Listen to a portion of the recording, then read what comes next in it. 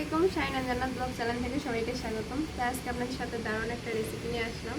আজকে একটা না অনেকগুলো রেসিপি আছে, সেটা আপনাদের সাথে শেয়ার করুন। আপনারা আমাদেরকে ভালোবাসা দিয়ে পাশে থাকবেন, আর আজকের রেসিপিটা আপনাদের অবশ্যই অনেক ভালো লাগবে। তো চলেন আজকে কী কী রেসিপি আছে সেটা আজকে আপনাদেরকে দেখাবো। আজকে অনেকগুলো রেসিপি আছে। এই যে এখানে আছে একদম বাড়ির কবুতরের মাংস। তোর মা বাড়ি থেকে আসছে, গ্রাম থেকে, তো নিয়ে আসছে কবুতর মাংস। এখানে আছে পটল, আজকে পটল ভাজি করব, ডাল রান্না করব, আর কবুতর মাংস। আবার এখানে আছে হচ্ছে একদম হচ্ছে কি বলবো, সার ছাড়া একদম স্বাদ ভর্তা বানাবো। তো আজকে এই রেসিপি, তো পুরোপুরি ভিডিও দেখেন, অবশ্যই আপনাদের ভালো লাগবে। যে পটলগুলো সুন্দর করে কেটে নেব ভাজি করার জন্য।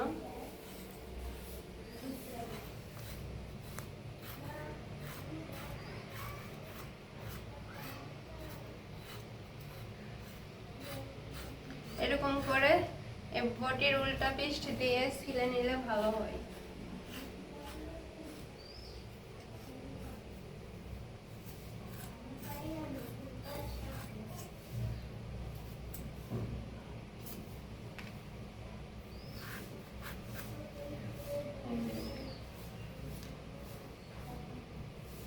চার ফালা, আমরা বলি চার ফালা এরকমকে। এদিকে আমি এই যে পেঁয়াজ ছিলে নিচ্ছি, একবারে সবকিছুর পেঁয়াজ একবারে ছিলে নিচ্ছি। ভর্তা, কবুতরের মাংস, ডালের, পটল ভাজিতে তো আর হচ্ছে পেঁয়াজ সব ছিলা শেষ। এদের আমি আমার কাটাও অর্ধেক শেষ। পেঁয়াজগুলো ভালো করে কেটে নিচ্ছি। এদিকে পটল কাটাও শেষ, আর শুধু রান্না। পটল আমি ভালো করে ধুয়ে নিব।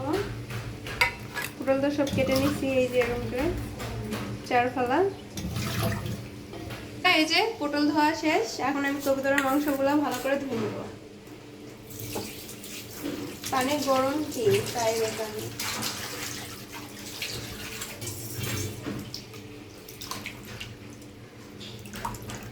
এখানে দুইটা কবুতর আছে।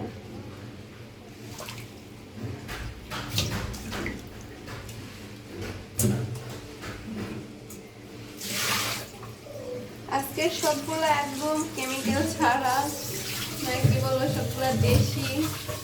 কবুতরও দেশি, আবার হচ্ছে শাকও দেশি। শুধু পটলটাই শুধু বাজারের কেনা। বন্ধুরা, পটল ভাজি করবো এখন। এটা তো ধরবে না, মানে মাথা যাবে না, যার কারণে আমি এখানে হাঁড়িতে নিয়ে নিলাম। দিয়ে দিচ্ছি হলুদ গুঁড়া, মরিচ গুঁড়া, আর দিয়ে দেবো স্বাদ মতো লবণ।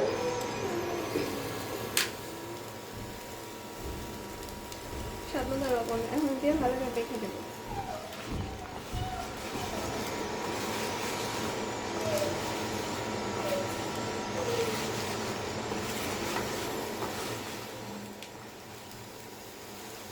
ফ্রাই প্যান গরম হয়ে গেছে, দিয়ে দিচ্ছি সয়াবিন তেল।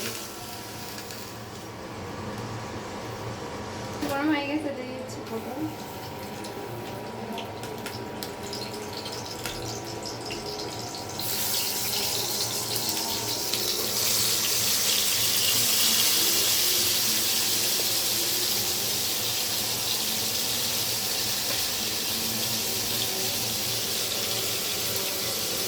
পটল একদিকে ভাজি করে নিচ্ছি, ভালো করে উল্টে পাল্টে ভালো করে ভেজে নিব। অনেকদিন পর এই বছরের প্রথম আমাদের আজকে পটল খাওয়া হচ্ছে। আবার সেটা ভাজি, ডাল, ভর্তা, আজকে সবকিছু, মানে সবকিছুই সেই স্পেশাল খাবার। আজকে পটল ভাজা শেষ, এখন খেয়ে নিচ্ছি। অফ করে দেবে।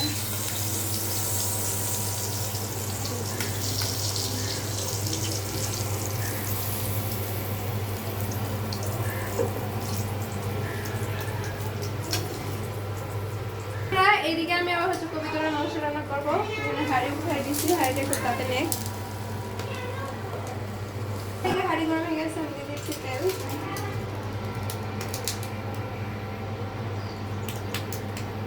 অল্প করে দেই। আগে অল্প তেলে একটু পেঁয়াজগুলো ভেজে নেবো, তারপরে আবার তেল দেবো।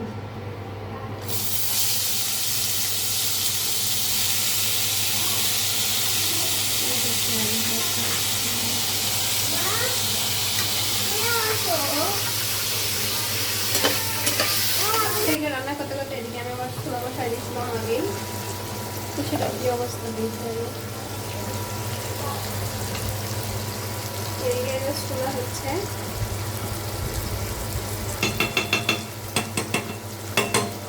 আর এদিকে কবুতরা মাংস রান্না করতেছি।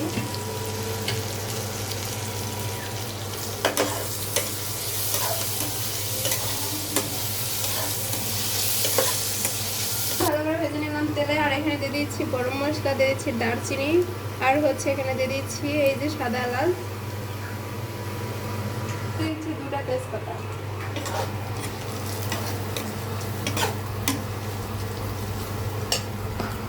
এখন এখানে দিয়ে দিব মশলাটা, এটা দিয়ে দিই, পরেও না তো দিয়ে দিচ্ছি মশলা বাটা, জিরা, আদা আর হচ্ছে রসুন বাটা।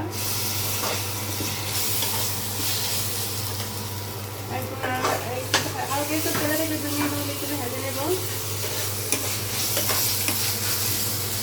এরপর এখানে দিয়ে দিচ্ছি হলুদের গুঁড়া, গুঁড়া মরিচ 2 চামচ, আর একটু, কারণ কবিতরা মাংস থেকে ঝাল না দিলে ভালো লাগে না। মশলাটা একটু ভালো করে আগে মাখিয়ে নিই।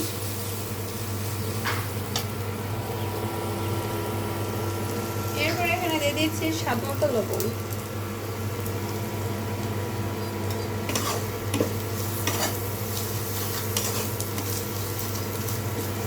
দিচ্ছি পানি।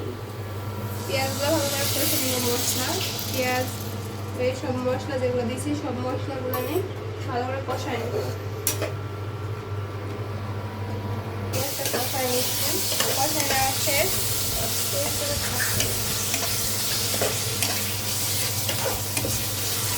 ভালো করে মশলা কষাই নিলাম। এখন এখানে কবুতরা মাংসগুলো দিয়ে দেবো।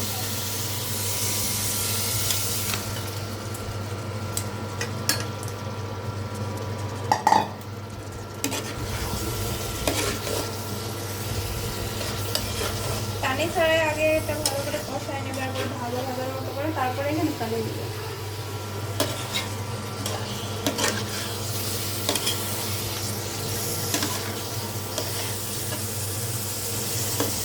তো বন্ধুরা, এই যে দেখেন মাংস একদম ভাজা ভাজার মতো করে কষাই নিলাম ভালো করে। কালারটা আসছে কেমন, জোস একটা কালার। তারপর এখানে আমি দিয়ে দিব পানি।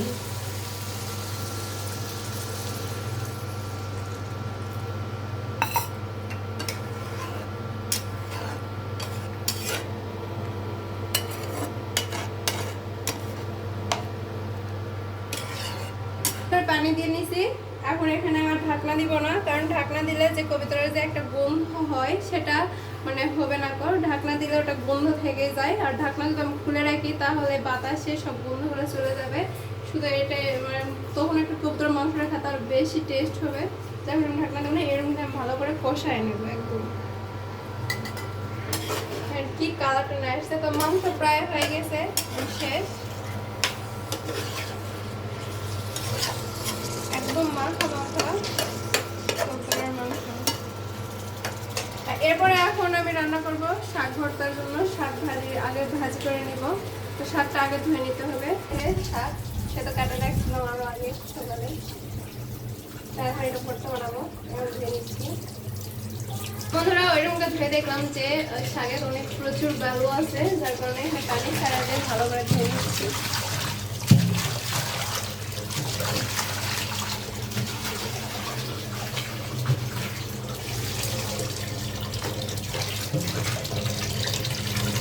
এরকম শাকগুলো অনেক ভালো হয়,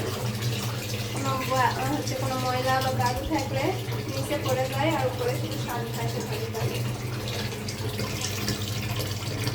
করে শাক ধুয়ে নিয়েছি। তো আমি এখানে পটল ভাজা নিয়েছিলাম, তেল আছে, তো এই তেলের মধ্যে আমি শাকগুলো দিয়ে দিব।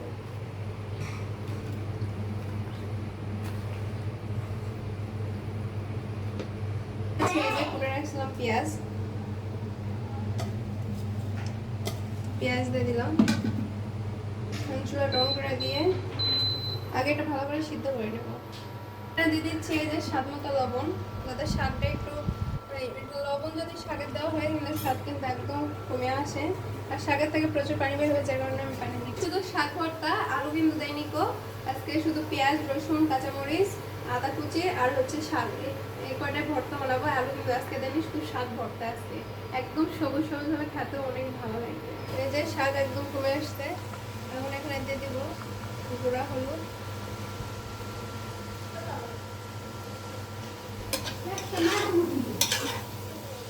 ভালো করে ভেজে নিব। শাক ভাজি করা শেষ। আমি দেখেন আর তেল দিইনি, তো তেল ছিল ওই তেলেই হয়ে গেছে।